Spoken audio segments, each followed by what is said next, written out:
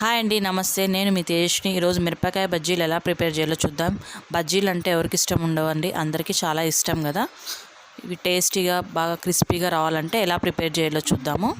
ముందుగా ఒక mixie jar తీసుకొని ఒక కప్పు కొబ్బరి వేసుకుందాము. అలాగే జీలకర్ర 1 టేబుల్ స్పూన్ వేసుకొని హాఫ్ టేబుల్ స్పూన్ సాల్ట్ వేసుకొని ఒకసారి మిక్సీ పట్టుకొని మన పౌడర్ని ప్రిపేర్ చేసుకుందాం బజ్జీలోకి స్టఫింగ్.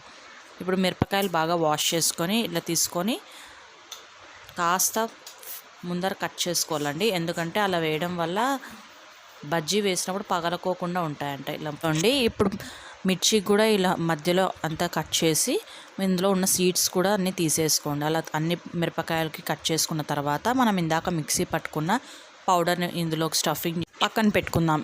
ఇప్పుడు దీనికి పిండి కలుపుకుందామని ఒక గిన్నె తీసుకొని అందులోకి 2 కప్పులు శనగపిండి వేసుకుందాము.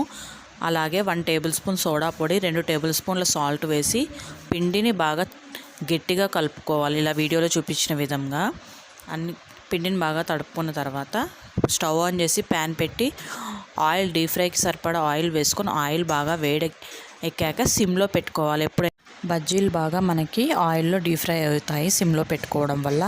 ఇప్పుడు మిరపకాయలు తీసుకొని ఇలా పిండి బాగా గట్టిగా కలుపుకున్నాక అందులో ఒక్కొక్కటిగా పిండిలో ముంచి ఆయిల్లోకి వేసి ఒక్కొక్కటిగా అన్నీ డీప్ ఫ్రై చేసుకొని 2 వైపులా చేసుకోవాలి. అలా చేసుకున్న తర్వాత ఒక ప్లేట్లోకి తీసుకొని మనం సర్వ్ చేసుకుంటే మన టేస్టీ అయిన మిరపకాయ బజ్జీలు అయితే ప్రిపేర్ అయిపోతాయి.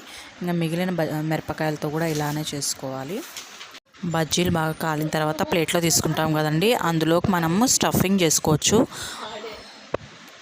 ఆనియన్, ఉప్పు, కారము, కొద్దిగా లెమన్ వేసుకొని బజ్జీకి మధ్యలో స్టఫ్ చేసుకొని తింటే కూడా చాలా టేస్టీగా ఉంటాయి. మీకు వీడియో నచ్చినట్లయితే like, share and subscribe my channel.